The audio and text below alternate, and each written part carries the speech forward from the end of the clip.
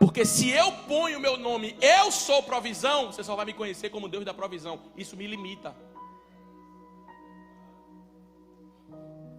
Eu sou o Rafá. Você só vai me conhecer como Deus que cura. Porque tem gente que só tem referência de Deus na hora que precisa de uma cura, na hora que precisa de um milagre, na hora que precisa de uma resposta, na hora que precisa de uma porta aberta. Então, se eu sou a porta, você só vai me conhecer quando a porta estiver fechada. E não é isso que eu sonhei para você, que eu planejei para você, Moisés. Não, eu sou o que sou, porque todos os dias eu vou me revelar para você. Eu sou o que sou, porque cada dia quando você acordar, você vai dizer: eu não sabia que Deus era capaz de fazer isso na minha vida. A cada dia eu vou derramar de uma porção nova sobre você.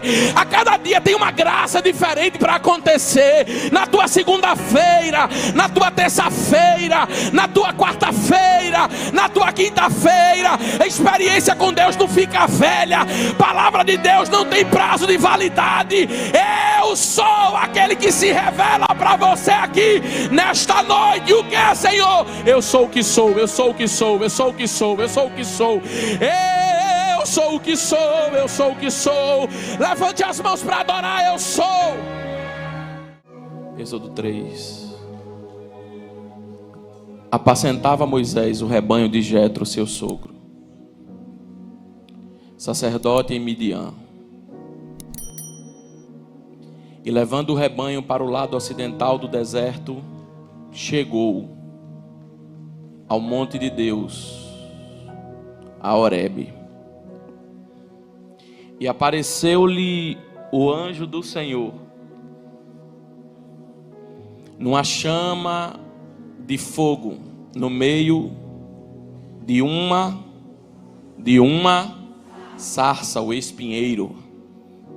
Moisés olhou e eis que a sarça ardia no fogo, e a sarça não se consumia. Então disse consigo mesmo: irei para lá e verei esta grande maravilha, porque a sarça não se queima. Versículo de número 4. Vendo o Senhor que Moisés se voltava para ver, Deus do meio da sarça o chamou e disse: Moisés, Moisés. E ele respondeu: eis-me aqui. Pai, aqui está a tua palavra. Nós necessitamos ouvir a tua voz. Se o Senhor não falar, o homem não pode falar. Se o Senhor não trouxer a revelação do teu Espírito, é uma mera apresentação humana. Mas eu te peço nesta noite, vem com a tua glória e fala conosco. É no nome de Jesus que nós oramos. E toda a igreja diz, você pode sentar. Sua atenção é preciosa para mim. Eu quero ser breve, sucinto, mas obedecer à missão de entregar essa mensagem de Deus nessa noite. Olhe para cá, por favor. Não deixe que nada roube a sua atenção. Nós estamos diante de um texto que fala sobre Moisés. Moisés, o homem que viveu 3 fases. Quantas fases? 40, 80 e 120. A cada ciclo de 40 anos na vida de Moisés foi uma fase de Deus estabelecida em sua vida. E o que é que nós podemos observar? Moisés nasce num tempo difícil, sobrevive a um decreto de morte, vive milagres de Deus em sua vida desde da sua geração até o seu nascimento. Interessante que na primeira fase da vida de Moisés sai de onde ele está, daquele cesto. E quando Moisés sai do cesto, a filha de Faraó o toma e diz: eu vou cuidar de você, eu vou ser sua mãe. Toda a igreja conhece a história, quando chama a Miriam está ali e avisa que tem uma hebreia que pode amamentar o menino, é a própria mãe de Moisés. E nos seus primeiros 40 anos, Moisés vive em uma geografia real. Moisés vive em uma geografia real, de palácio. Contextualizando para os nossos dias, Moisés foi filho da filha de Faraó. Então Moisés estudou nas melhores escolas. Moisés estudou nas melhores faculdades. Moisés foi criado com abastança no que diz respeito a tudo aquilo que é material. E nós observamos que quando Moisés está próximo dos seus 40 anos, a Bíblia vai dizer que no capítulo 2 do livro de Êxodo, a Bíblia vai dizer que Moisés passa e percebe que existe um egípcio maltratando um hebreu. E a Bíblia vai dizer que Moisés vai e mata esse egípcio que maltratou o hebreu. E a Bíblia diz que pouco tempo depois comentam sobre isso. E Moisés sabe que o negócio foi descoberto. Por isso, quando Moisés descobre que foi descoberto aquilo que ele fez, ele foge e vai para o deserto. E o que eu acho interessante é que Moisés dorme no palácio, mas acorda no deserto. Moisés dorme vivendo uma vida boa e acorda vivendo uma vida de dificuldade. Moisés dorme na geografia real, no melhor lugar aqui na terra que ele poderia estar, no sentido de necessidades atendidas, coisas resolvidas, e de repente quando ele acorda, ele está no deserto procurando um lugar para se refugiar. Não colocando o obstante a questão daquilo que Moisés cometeu, mas da dinâmica da vida naquilo que lemos.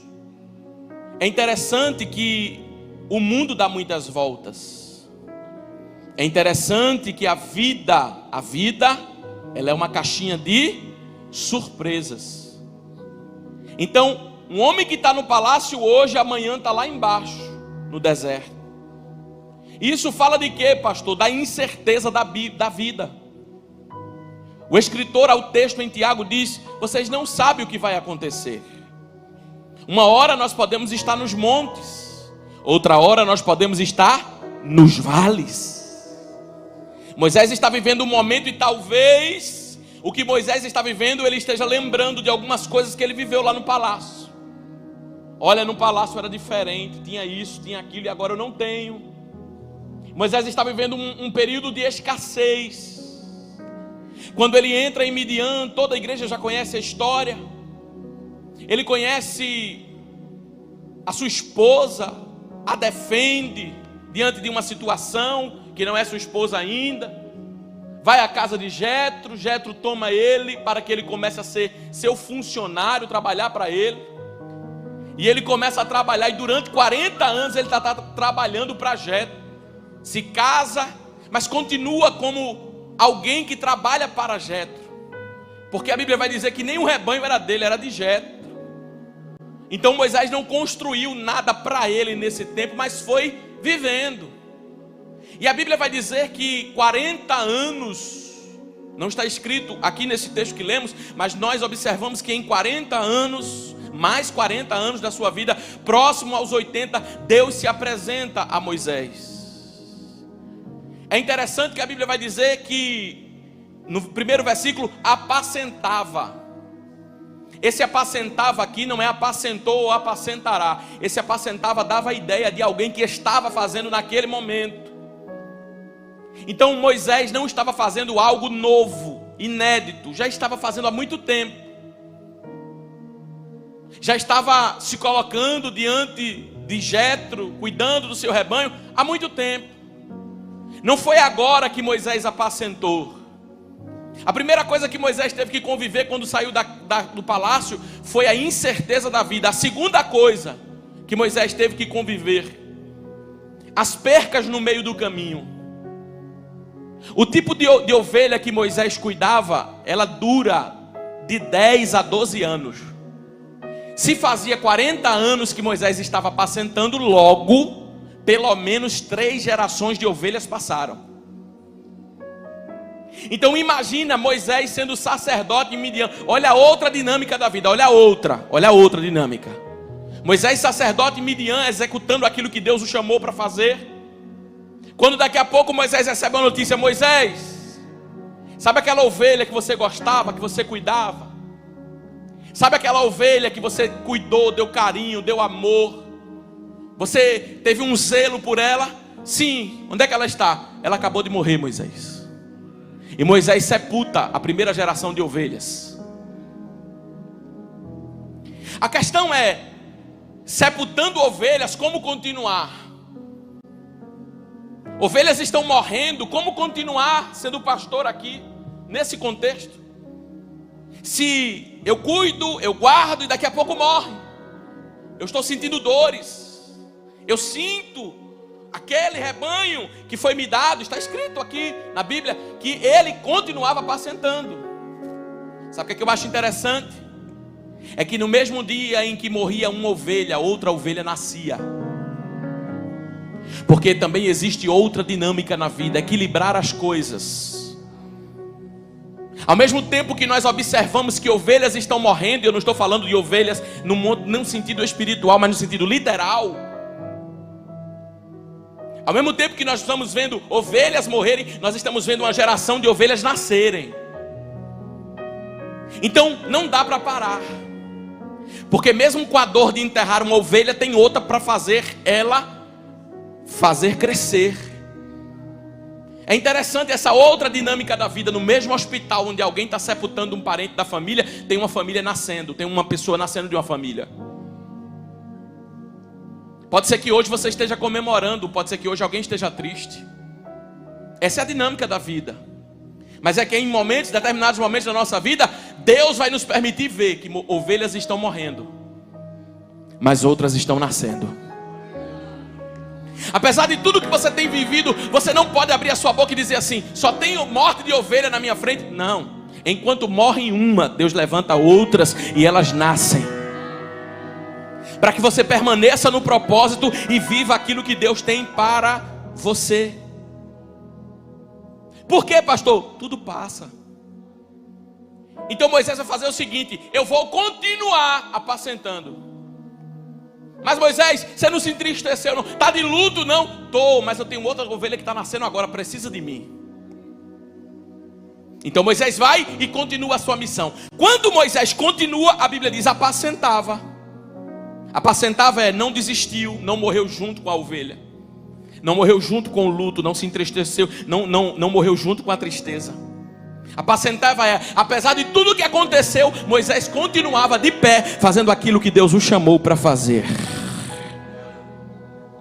Agora me escute. A Bíblia diz que Moisés apacentava o rebanho de Jetro, seu sogro. Quando ele leva as ovelhas para o monte Horebe, monte de Deus. E a Bíblia diz assim: ali o anjo do Senhor se revelou a ele numa chama de fogo, no meio de uma sarça. Escute isso. Se Moisés apacentava rebanho por 40 anos, ele já tinha visto aquele cenário várias vezes. Qual cenário, pastor? Monte, sarça e fogo. Se Moisés estava apacentando, fazendo isso, não era novo para ele, não. Mas naquele dia algo acontece que ele não estava acostumado a ver. Enquanto monte, sarça e fogo, qualquer pastor de ovelhas naquela região poderia ver. Por causa do clima, em alguns momentos a sarça não resistia ao calor e pegava fogo. Então Moisés era acostumado a ver isso. Moisés era acostumado a ver monte, sarça, fogo. Só que o que vai chamar a atenção de Moisés aqui não é o que ele está vendo, é o que está acontecendo. Porque dessa vez parece que é diferente. Dessa vez não acaba desse jeito. Dessa vez tem algo que não é normal. Então, como acontece algo que não é normal, chama a atenção de Moisés. Como acontece algo que não é comum, chama a atenção de Moisés. O que? A sarça, o espinheiro, está pegando fogo, normalmente como outra. Mas a questão é que dessa vez o fogo não se consome. Ou seja, o fogo não acaba.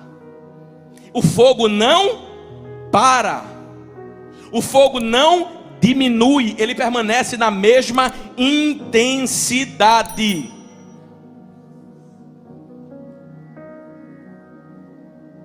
Então é um fogo que permanece. Também poderia se tornar comum. Escuta isso. Depois de algumas horas, aquilo poderia se tornar comum. Não se consumiu. Eita, 1 minuto depois não se consumiu. 10 minutos depois não se consumiu. Como eu estou acostumado a ver sarça todo dia, monte todo dia, fogo todo dia, é mais uma. Essa agora está um pouco diferente, porque não se consome. Ótimo. Só que a Bíblia vai dizer que Moisés vai fazer algo quando ele percebe que aquilo que está acontecendo não foi um flash, não. Que aquilo que está acontecendo não foi uma coisa corriqueira, não. O que está acontecendo diante dos seus olhos é algo sobrenatural. O que está acontecendo diante dos olhos de Moisés é algo sobrenatural. Mas também ver o sobrenatural por algum tempo nos faz acostumar com ele. Porque ver a sarça não sendo consumida por algum tempo poderia fazer como Moisés já tinha visto as outras também. Só que Moisés não vai desistir. Porque quem vive o sobrenatural de Deus, porque passou pelo processo do natural, do monte, da sarça e do fogo, não se manifesta sobrenatural se o natural não estiver bem. Então agora está vivendo o sobrenatural. E quem está vivendo o sobrenatural não tem pressa de sair daquele cenário. Não está escrito, Moisés correu para pegar uma ovelha, Moisés pegou o seu cajado, Moisés desceu e subiu do monte para olhar de novo. A Bíblia diz que ele permaneceu lá, que ele ficou lá, porque o que ele estava vivendo não era comum, o que ele estava vivendo era sobrenatural. O que ele estava vivendo não era comum, o que ele estava vivendo era algo extraordinário. O que ele estava vivendo não era para todo mundo, era algo exclusivo, porque experiências com Deus são exclusivas, é para você e só para você. Quem está embaixo do monte olhando para Moisés demorar um tempo a mais do que ele demorava, está dizendo, ele desce já. Só que é Moisés que está contemplando o sobrenatural. E como ele está contemplando o sobrenatural, ele não vai descer. Porque teve alguém que viu você contemplando o sobrenatural e disse, ele desce já. Teve alguém que viu você contemplando o sobrenatural e disse assim, isso é o primeiro amor, quando passar o primeiro amor você vai ver. Teve alguém que viu você contemplando o sobrenatural e disse, isso não vai dar muita coisa não, isso é fogo de palha. Mas como você sabe que você subiu no monte, que você viu a sarça, que viu o fogo, mas viu um fogo que ardia e não se consumia, você não consegue se mover desse lugar. Aí Moisés diz uma coisa, agora eu me virarei para lá. Diga depois de mim, agora. Me ajude a pregar, diga assim, agora eu me virarei para lá. Fale mais forte, agora eu me virarei para lá. Pela última vez, agora eu me virarei para lá. Pastor, se Moisés está há algum tempo no monte vendo que a sarça não se consome, é claro que ele vai se virar para ver. Não. Porque tem gente que está no monte vendo a sarça pegar fogo e não se consome. Mas sabe como é que está? Segura aí para eu não cair aqui e fazer vergonha.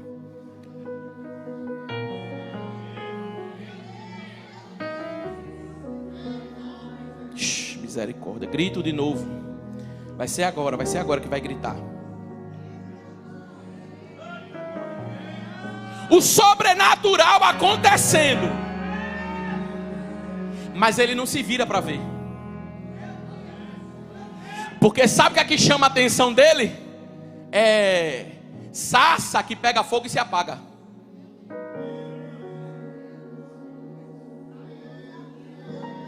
Moisés, quando se vira para ver, ele está dizendo assim: eu valorizo a tua presença. A minha pergunta nesta quinta Santa Ceia do ano é: o que é que você tem feito com a presença de Deus na sua vida? Qual valor você tem dado à presença de Deus na sua vida?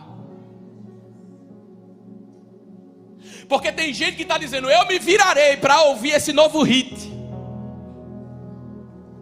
Vou falar. Antigamente, música ruim era só música de gente, como é que eu posso dizer assim, que tinha valores comprometidos e muito comprometidos. Mas hoje, música ruim tá pra gente até que é estudado, que conhece as coisas, que sabe dos valores. Um dia desse eu estava num lugar, aí começou a tocar uma música. Irmão, você sabe o que é a pior pornografia que existe? Pior. Dos piores termos, estava cantando na música. E quando eu fui olhar, uma lancha com gente, tudo da alta sociedade, tudo dançando e tudo cantando. Porque esse povo tem se virado para ver o que é do mundo. E essas coisas não chamam a atenção de Moisés. O que chama a atenção de Moisés não é uma sarça que queima. O que chama a atenção de Moisés é uma sarça que queima e não se consome. Porque Moisés sabe que Satanás também era responsável pelo louvor no céu. Então a música é algo muito sério. Quando você coloca uma música na sua casa, é porque, pastor, é uma música clássica. Clássico é a presença de Deus na vida de um crente.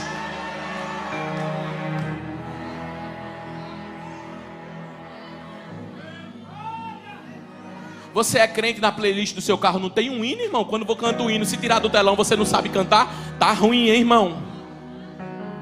Você está se virando para ver qualquer coisa, menos a face de Deus.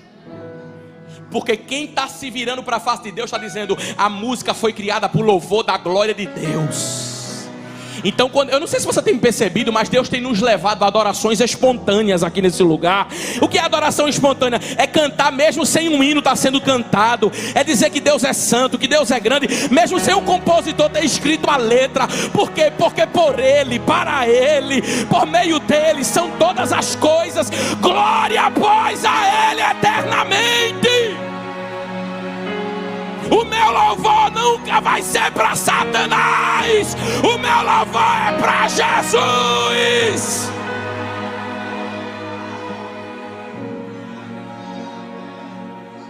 Porque louvor não é louvor. Louvor é audiência com um Deus que faz muitas coisas na nossa vida.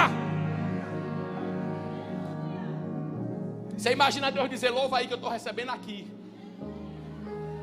E uma vez eu pensei algo sobre cerca de louvor. Vou falar isso aqui rapidinho, porque o tempo já foi. O relógio não é crente.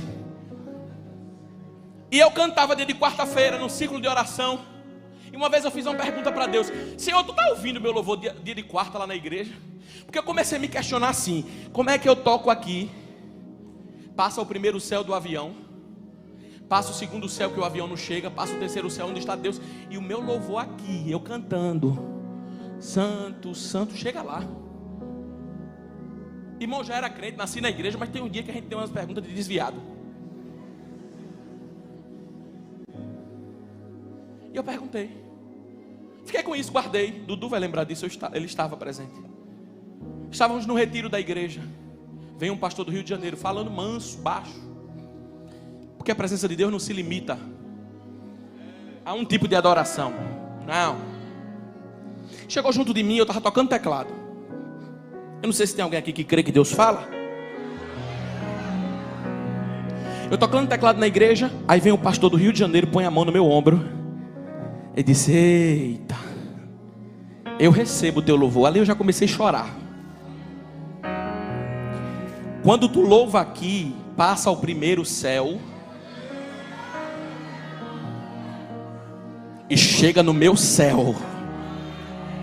E tem mais uma coisa, eu recebo o teu louvor dia de quarta-feira.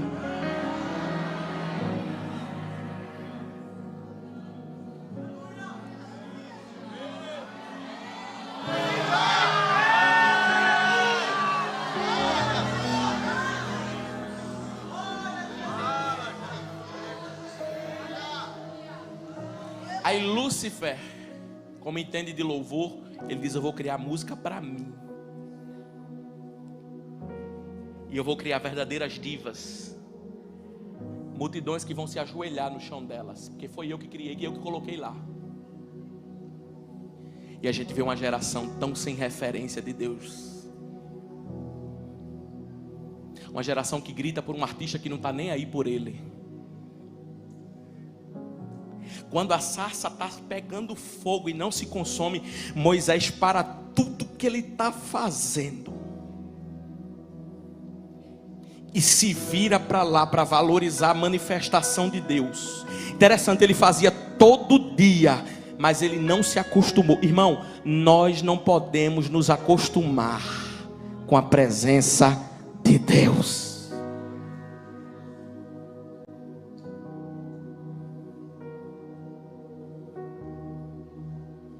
Então o que Moisés vai fazer é: eu vou parar tudo e focar na presença. Moisés, você não acha que está bom não? Você não se acostumou não? Não, me acostumei não. Vai para mais um culto de Santa Ceia, não se acostumou não? Não. Quarta-feira vocês reúnem aqui no culto do avivamento, não acostumou não? Deus sabe que eu tenho uma oração que eu digo para Ele: no dia que eu me acostumar com isso aqui, pode me guardar, que eu perdi o propósito. E se vê meu caixão aqui na frente da igreja, já sabe, o irmão Vinícius se acostumou, Deus levou, guardou. Eu não me acostumo não. Sabe por quê? Porque esse aqui é um ambiente sobrenatural. Eu nasci vendo médicos dizerem: não tem mais jeito, conta os dias e vai morrer. E nasci vendo Deus dizer: o médico disse que não tinha mais jeito, mas eu, o Senhor, estou dando vida agora.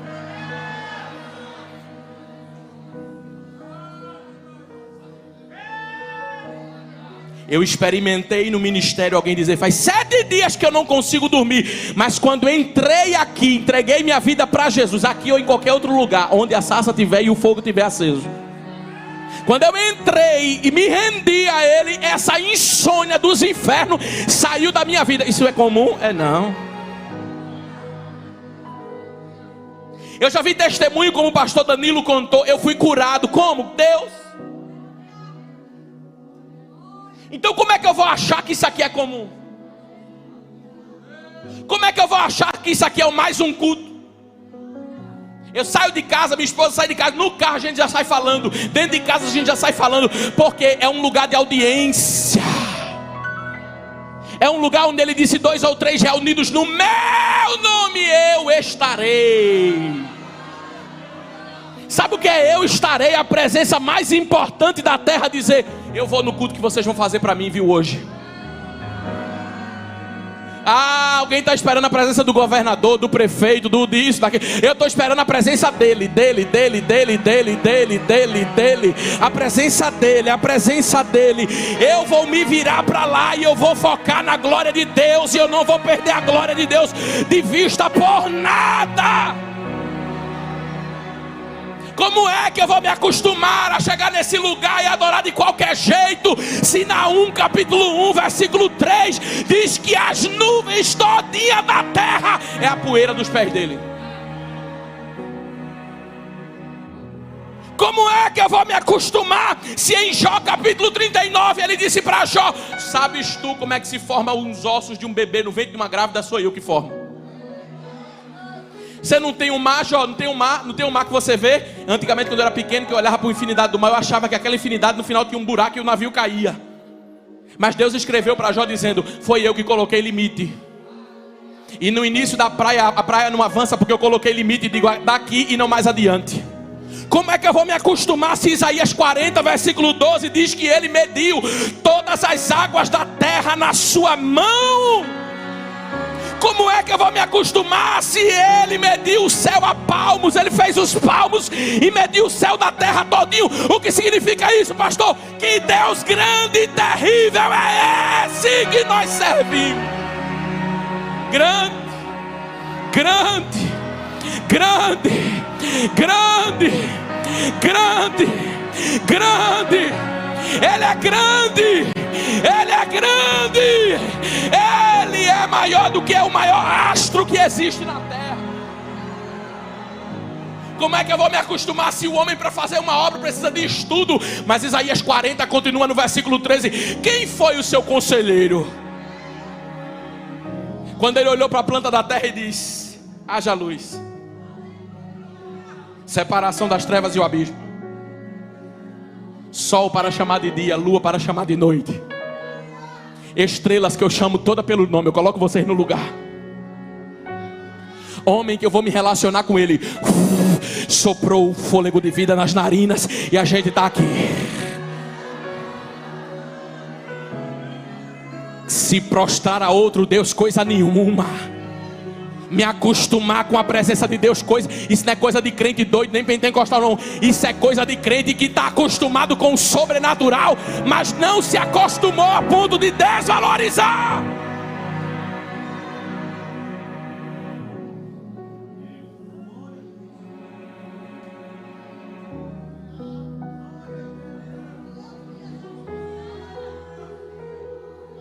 Não trate como natural o que é manifestação de Deus. Não é só mais um culto. Valorize a manifestação de Deus na sua vida.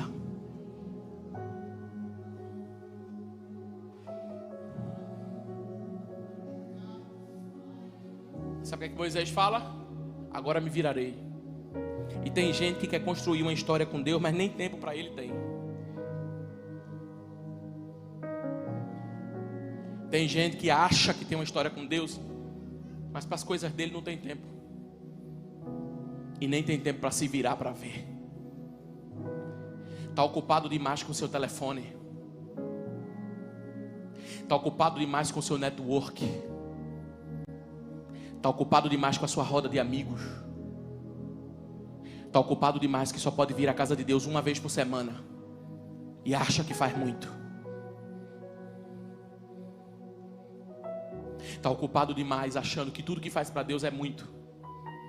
Pronto, viu Jesus, eu fiz.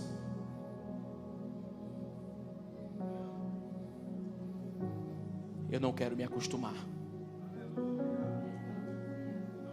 Eu não vou me acostumar. Eu não vou me acostumar. Eu não vou me acostumar. Moisés nem sabia que Deus estava naquela sarça, mas como era uma sarça que ardia e não se consumia, ele virou. Interessante que ele não sabia quem era Deus, mas Deus sabia quem era ele. Porque todo termo no hebraico, quando repete o nome duas vezes, é questão de identidade. Revela a identidade. Quando Deus diz Moisés, Moisés, Deus está dizendo: eu sei quem você é. Eu conheço exatamente a sua trajetória. Senhor, eu matei um egípcio, eu fui ali, eu fiz isso, eu fiz aquilo. Não, eu sei. Eu fiz essa sarça arder, eu estou manifestando o meu sobrenatural na tua vida. Mas eu sei exatamente quem você é. Eu sei, Moisés, exatamente o que você fez. Eu sei. Mas eu resolvi acender a sarça para você e não consumir ela. Porque eu quero me relacionar contigo. Mesmo sendo falho, mesmo perdendo o propósito da minha vida durante 40 anos, não entendendo, perdendo o propósito não entendendo o que é que o Senhor tem na minha vida, mesmo você não entendendo, agora eu acendi. Agora eu estou manifestando meu sobrenatural para você. E eu sei exatamente quem você é. A primeira coisa que Deus faz, e eu começo a encerrar, é dizer para Moisés: não te chegues para cá. Você já chegou perto da sarça, Moisés. Agora antes de entrar nesse novo nível de total aproximação, tira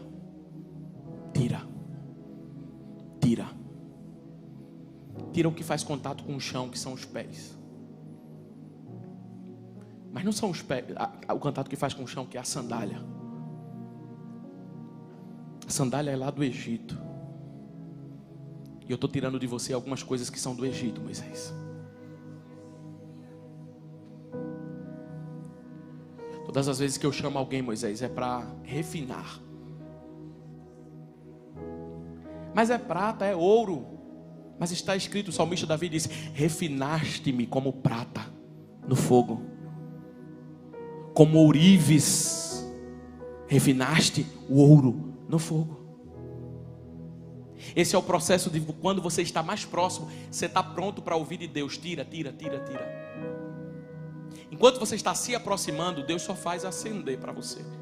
Mas significado de quando você começa a tirar, sem que isso gere um peso para você, ou você acha que é uma religiosidade, é porque você está mais próximo. Quem está mais próximo nem sente o que está tirando, porque quem está na frente é mais importante do que o que está saindo. Eu encerro. Ele olha e diz: não te chegues para cá. Tira as sandálias dos teus. Deus conversa com Moisés: eu chamei você. Moisés tira a sandália. Você vai livrar meu povo do Egito. Você vai fazer isso, você vai fazer aquilo. Senhor, mas quando o Senhor me enviar, depois de tanta conversa, o que é que eu vou dizer? Você vai dizer que eu sou. Eu sou o que sou. Mas espera aí, Senhor. Eu sou o que sou. Eu estou esperando o Senhor dizer para mim o que é. Porque a frase eu sou só faz sentido quando vem acompanhada de um adjetivo. Eu sou um professor, eu sou um médico, eu sou um advogado, eu sou um juiz, eu sou promotor, eu sou isso. Mas o Senhor está falando uma frase sem me gerar o adjetivo. O Senhor está me revelando: eu sou o que sou. Mas eu gostaria de conhecer, eu gostaria de saber. Você não me conhece em um dia só de caminhada. Moisés, eu estou te levando para a terceira fase da sua vida. E essa fase é para que todos os dias você me conheça melhor. Porque se eu ponho o meu nome, eu sou provisão, você só vai me conhecer como Deus da provisão. Isso me limita. Eu sou o Rafá. Você só vai me conhecer como Deus que cura. Porque tem gente que só tem referência de Deus na hora que precisa de uma cura, na hora que precisa de um milagre, na hora que precisa de uma resposta, na hora que precisa de uma porta aberta. Então, se eu sou a porta, você só vai me conhecer quando a porta estiver fechada. E não é isso que eu sonhei para você, que eu planejei para você, Moisés. Não, eu sou o que sou, porque todos os dias eu vou me revelar para você. Eu sou o que sou, porque cada dia quando você acordar, você vai dizer: eu não sabia que Deus era capaz de fazer isso na minha vida. A cada dia eu vou derramar de uma porção nova sobre você. A cada dia tem uma graça diferente para acontecer. Na tua segunda-feira, na tua terça-feira, na tua quarta-feira, na tua quinta-feira. A experiência com Deus não fica velha. Palavra de Deus não tem prazo de validade. Eu sou aquele que se revela para você aqui nesta noite. O que é, Senhor? Eu sou o que sou, eu sou o que sou, eu sou o que sou, eu sou o que sou. Eu sou o que sou, eu sou o que sou. Levante as mãos para adorar. Eu sou o eu sou. Levante as mãos para adorar o eu sou. Ele é.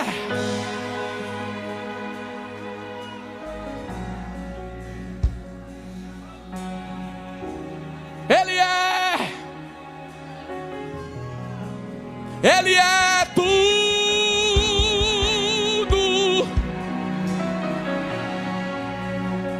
Ele é tudo.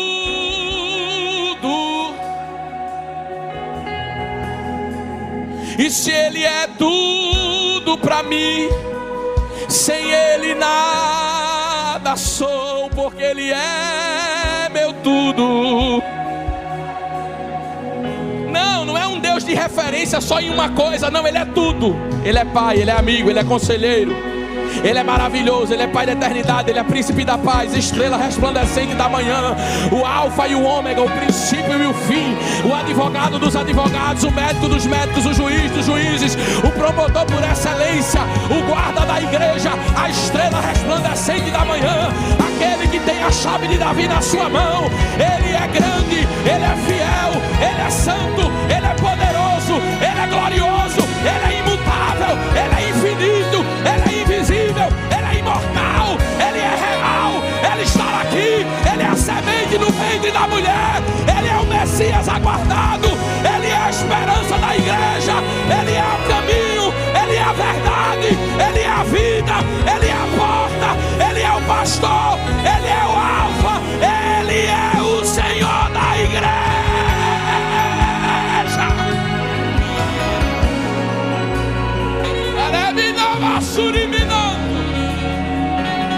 Tem alguém para falar em mistério com Deus aqui nessa noite? Tem alguém para adorar a Ele? Ele é, Ele é,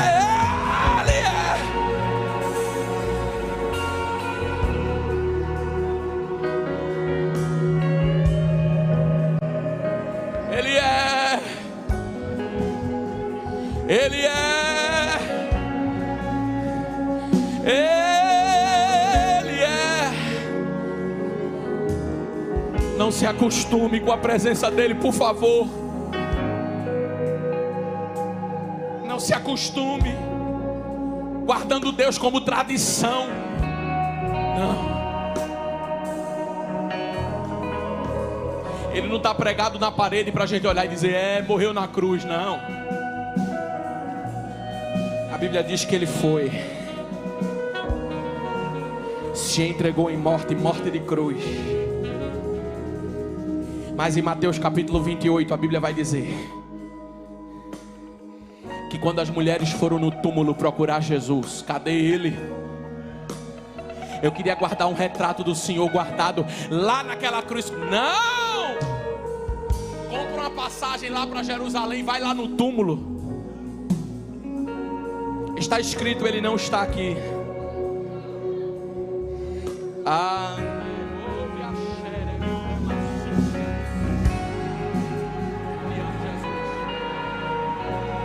Ele não está aqui porque já ressuscitou.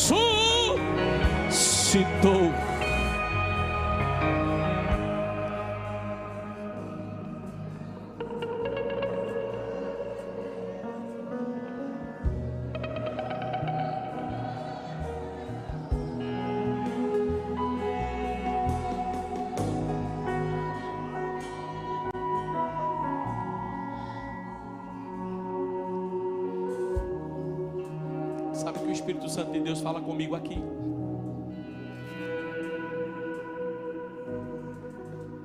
Ele me diz: quantos ainda não se viraram para ver o meu para viver o meu sobrenatural?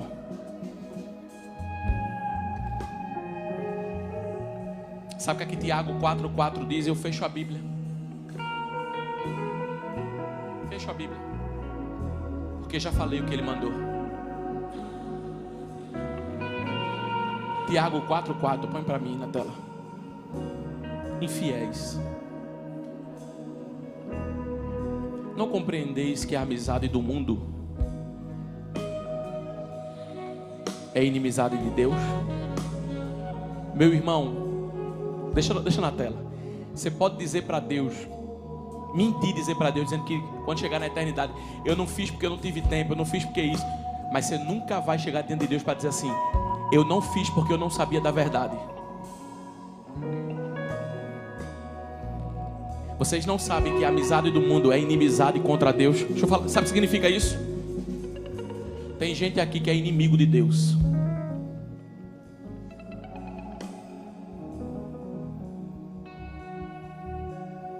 Eu vou repetir.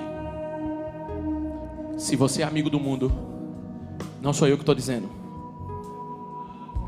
você é inimigo de Deus. E ter um inimigo como inimigo é uma coisa, mas ter Deus como inimigo, misericórdia.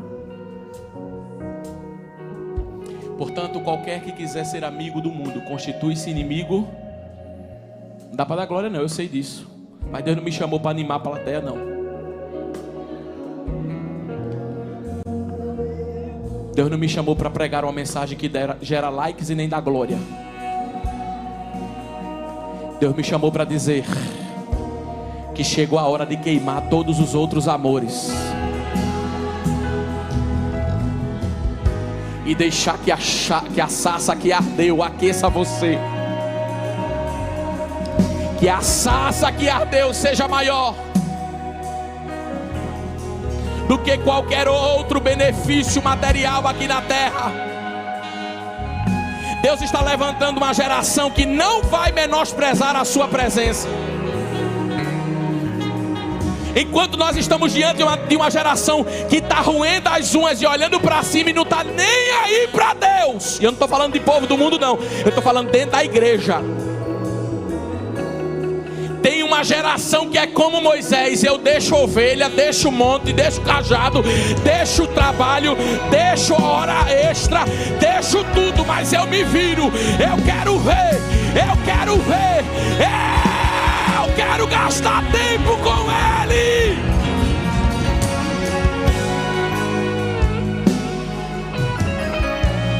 Eu quero investir tempo com Ele. E não é só emocionado na igreja não, é dentro de casa. Tem um altar aceso para ver o sobrenatural. Ó, amigo, Espírito Santo, mais um dia, vem.